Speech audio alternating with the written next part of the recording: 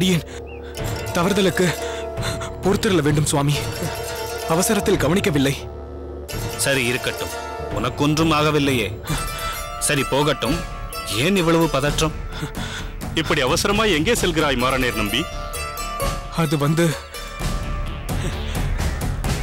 ஆச்சாரியருடைய வஸ்திரங்களை தண்ணீரில் நனைத்து வைத்திருந்தேன். மறந்தே போய்விட்டேன் சுவாமி.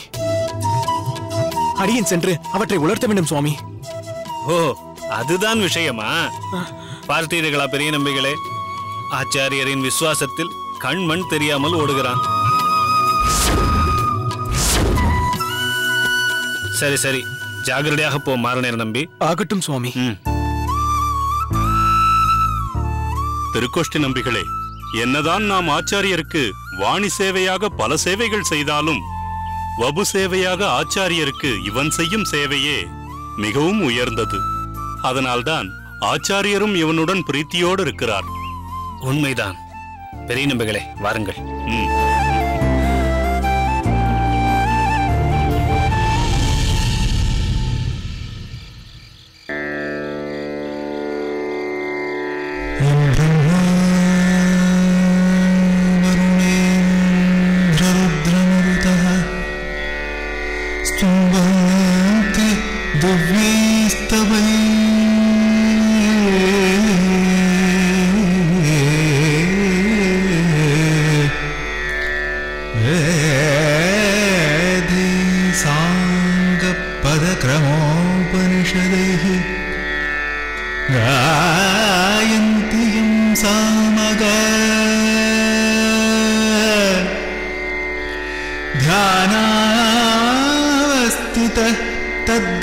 तद्गतेन मनसा पश्यन्ति यं योगिनः यस्यान्तं न विदुसुरासुरगणा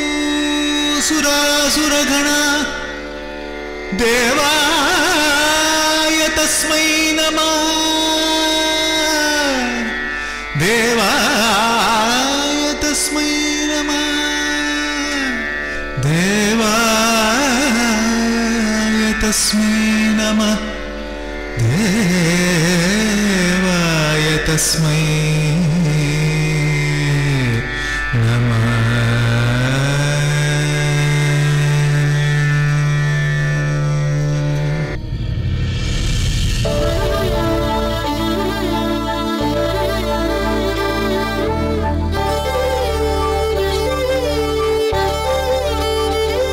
वंदनम स्वामी। அடடே, வா ராமானுஜா வா. என்ன, உனக்கு இன்னும் உறக்கம் வரவில்லையா? தாங்கள் உறங்கிவிட்டீர்களா என்று பார்க்கலாம் என்று இங்கு வந்தேன்.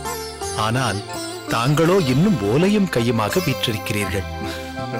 நாளை காலை கோயிலுக்கு தாமதமாக செல்லவிருக்கிறீர்களா? இல்லை ராமானுஜா, எப்பொழுதும் போல் பிரம்ம முகூர்த்தத்தில் எம்பெருமான் வரதனின் விஸ்வரூப தரிசனத்தை காண சென்று விடுவேன். அப்படியென்றால் காலக்கிரமமாக உறங்கச் செல்வது தங்களுக்கு அவசியமான ஒன்றாயிற்றே.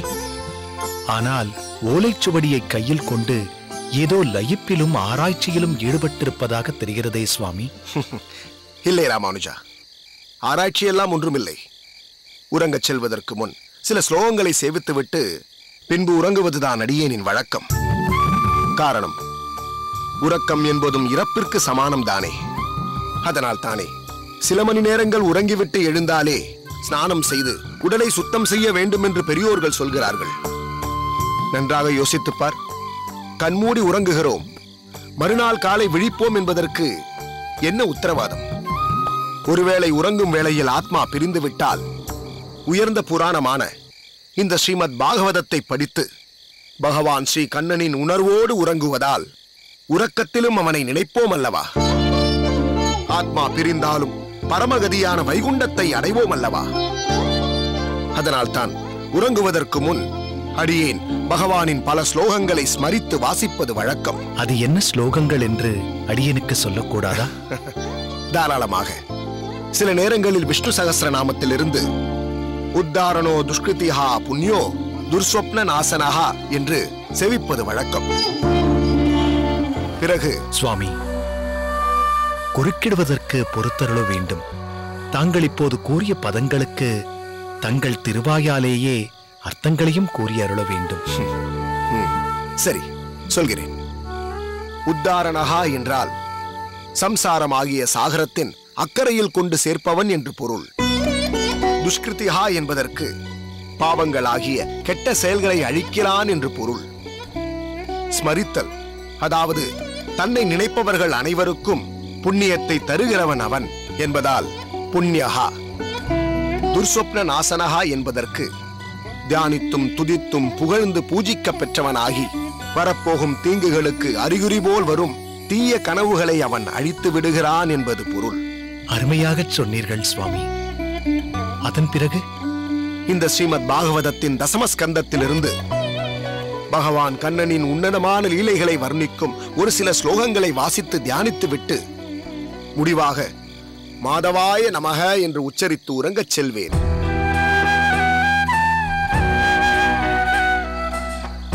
அது சரி, நீ ஏன் இன்னும் உறங்காமல் இருக்கிறாய்? முதலில் அதை சொல். தங்களிடம் சொல்ல ஒரு தயக்கமும் இல்லை சுவாமி.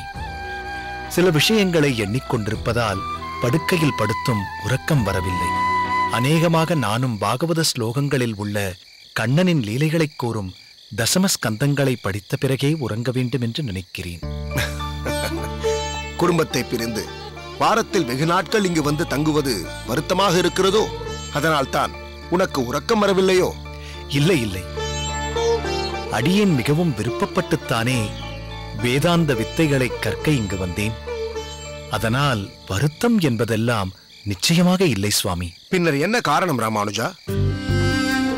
பாடசாலை நிகழ்வுகள்தான் சற்று அடியேனின் மனதில் நிழலாடி உறக்கம் வருவதற்கு தடை போடுகிறது சுவாமி. ஏன் ராமானுஜா? யாதவ பிரகாச சுவாமிகள் வேதாந்த பாடங்களை விளக்குவது புரியாமலும் அல்லது கடினமாகவும் இருக்கிறதா? இல்லை சுவாமி, அவரது பாண்டித்யம் அளப்பரியது. ஒவ்வொன்றிற்கும் அவர் காட்டும் மேற்கோள்கள் அலாதியானது, சிந்திக்க வைப்பது. ஆனால் சீடர்களை நடத்தும் விதத்தில் யாதவ பிரகாச சுவாமிகளுக்கும் மயூரவண்ணன் சுவாமிகளுக்கும் பெருத்த வித்தியாசம் இருக்கிறது சுவாமி. அது என்னவோ வாஸ்தவம் தான் ராமானுஜா. யாதவ பிரகாசர் தன் மேதா விலாசத்தால் சற்று அளவிற்கு அதிகமான அகம்பாவத்தோடு தான் இருப்பார். அந்த வித்யா கர்வத்தை அடியேன் பொருட்படுத்தவில்லை சுவாமி. அடியேன் குறிப்பிட வந்தது என்னவென்றால், மயூரவண்ணன் சுவாமிகள் தன் மாணாக்கர்களில் நல்ல வித்தை உள்ளவர்களைக் காட்டிலும் படிப்பில் பின்தங்கி இருப்பவர்களிடம் வாத்சல்யத்துடனும் கருணையுடனும் இருப்பார். அவர்களை கைதூக்கி மேலே உயர்த்தி கொண்டு வர வேண்டும் என்று ஆசைப்படுவார். ஒவ்வொரு மாணாக்கரும் உயர்வடைய வேண்டும் என்று ஆர்வம் காட்டுவார். ஆனால் யாதவ பிரகாச சுவாமிகளிடம் அதுபோன்ற மனநிலையை காண முடிவதில்லை சுவாமி. எல்லாவற்றிலும் மேம்பட்டவனையே அதிகமாக தலையில் தூக்கி வைத்துக் கொண்டாடுகிறார். மற்றவர்களை உதாசீனப்படுத்துகிறார். இரண்டாவது என்ற நிலையை மிகவும் துச்சமாக பார்ப்பது என்பது பல மாணவர்களை மனவருத்தமடையச் செய்கிறது. வெற்றி பெற்றவர்தான் பிரதானம் என்பது மனதில் அகம்பாவத்தை ஏற்படுத்தாதா? எல்லோராலும் உடனே ஒரு உச்ச நிலையை அடைய முடியுமா? அன்பும் ஆதரவும் தானே ஒருவரை கீழ்நிலையிலிருந்து மேல்நிலைக்கு உயர்த்தும். ஊக்கப்படுத்ததானே ஒவ்வொருவரையும் உச்சமான நிலைக்கு கொண்டு செல்ல முடியும். ராமானுஜா, உன் ஆதங்கம் அடியேனுக்கு நன்றாக புரிகிறது. இரு வைத்தியர்கள் ஒத்துப்போக மாட்டார்கள், இரு ஜோதிடர்களும் ஒத்துப்போக மாட்டார்கள். வேதாந்த விளக்கம் கொடுக்கும் குருமார்களும் அப்படித்தான். இது உலக நடைமுறைதான். ஆனால் நல்லதை எடுத்து அவசியமற்றதை விளக்குவதில் நீ சாமர்த்தியசாலியாயிற்றே. அதனால் இரு ஆசான்களுக்குள் ஒப்பீடு என்ற ஒன்றைக் கொண்டு நீ குழப்பமடையவோ கவலைப்படவோ அவசியமில்லை ராமானுஜா. மேலும் இப்பாடசாலையில் நீ வந்து சேர வேண்டும் என்பது அந்த வரதனின் திருவுளமே அன்றி வேறில்லை. உன்னைப் போல் இதற்கு முன்பு எத்தனையோ மாணாக்கர்கள் வேதனை அடைந்திருப்பார்கள். அவற்றிற்கெல்லாம் தீர்வு காணப்பட வேண்டும் என்று கூட அந்த பெருமாள் உன்னை யாதவ பிரகாசரிடம் அனுப்பியிருக்கலாம். உன்னிடம் எப்பொழுதும் காணப்படும் தன்னம்பிக்கைக்கு ஒருபோதும் பங்கம் வராமல் பார்த்துக்கொள். தீங்கு செய்பவர்களை பொறுத்து பதிலுக்கு நல்லதை செய்து அவர்களை வெட்கப்படும்படி செய்பவனாயிற்றே நீ. மற்றவர்களுக்கு அனுகூலம் நினைப்பவர்களுக்கு காலம் என்றுமே துணை நிற்கும். அடியேன் எப்படி ஸ்ரீமத் பாகவதத்தை வாசித்து துர்சொப்னங்களிலிருந்து விடுபட்டு அந்த கண்ணனையே தியானித்து உறங்கச் செல்ல வேண்டும் என்று நினைக்கிறேனோ, அதேபோல் வருங்கால சந்ததிகள் அனைத்து தீய விளைவுகளிலிருந்தும் விடுபட்டு பகவானின் சிந்தனையோடு உறங்குவதற்காக ஒருவேளை எதிர்காலத்தில் உன் சரித்திரத்தை கூட வாசிக்கலாம். காரணமில்லாமல் காரியமில்லை ராமானுஜா. காலம் பல விஷயங்களை உனக்கு உணர்த்திருக்கிறது. அதற்கு அச்சாரமாகத்தான் இப்பொழுது உன் வாழ்வில் நடைபெறும் பல சம்பவங்கள், நிகழ்ச்சிகள். சரி, நேரமாகிவிட்டது. விடிந்ததும் நீ நேரத்திற்கு பாடசாலை செல்ல வேண்டியது மிகவும் முக்கியம். போய் உறங்கு.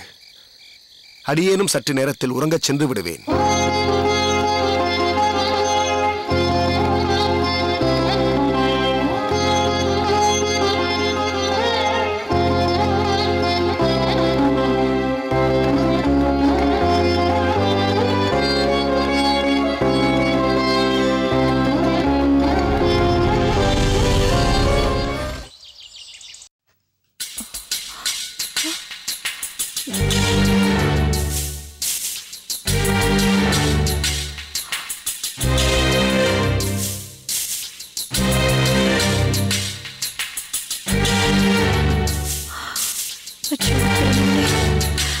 என்னடி இது?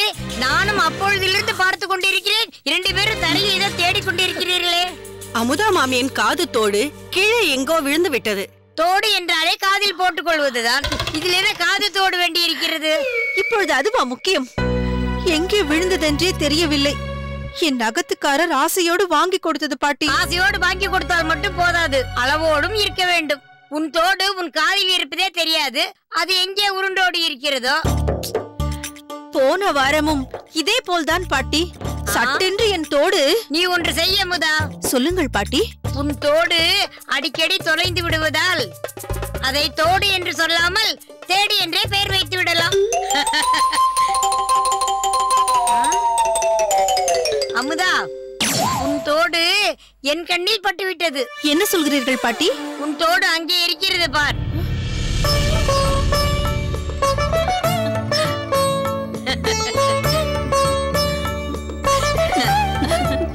இதையாவது பத்திரமாக வைத்துக்கொள்.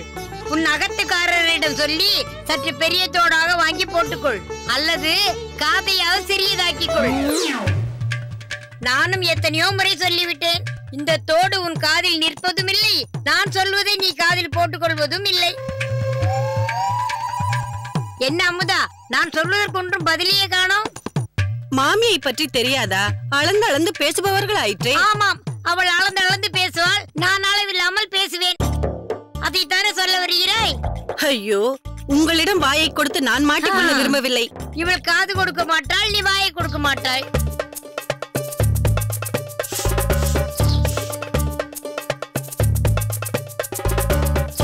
கௌசல்யா, என்ன இது? உள்ளே இருந்து நறுமணம் வீசுகிறதே.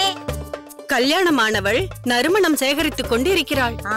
வாசனை பொடியும் பூசும் மஞ்சளும் பையில் வைத்துக் கொண்டிருக்கிறாள். புக்ககத்திற்கு செல்ல இருக்கிறாள். புக்ககம் புக்ககம் என்று ஏதோ 7 கடல் கடந்து செல்வது போல் சொல்கிறாயே. பொடி நடையாக நடந்தால் 10 நிமிடத்தில் வந்துவிட போகிறது தஞ்சாவின் புக்ககம்.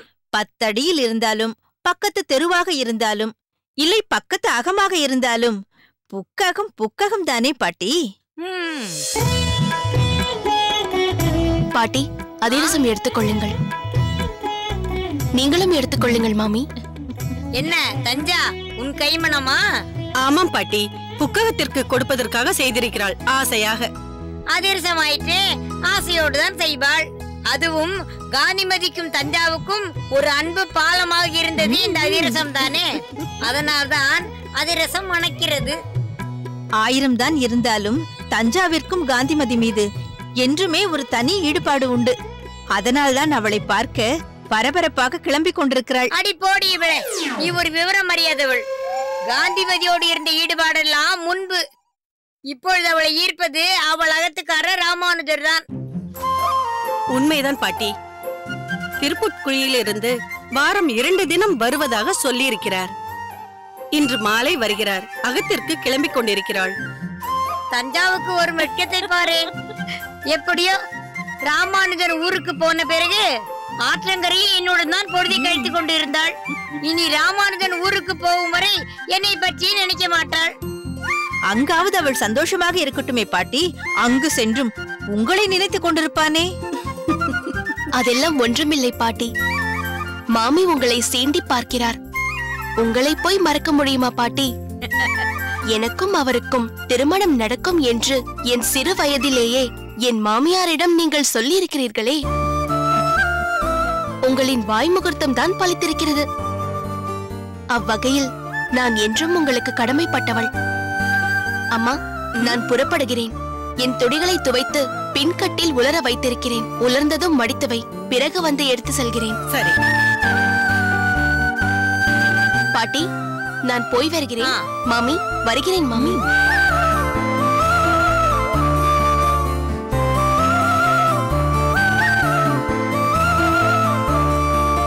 வருகிறேன் அம்மா. சரி.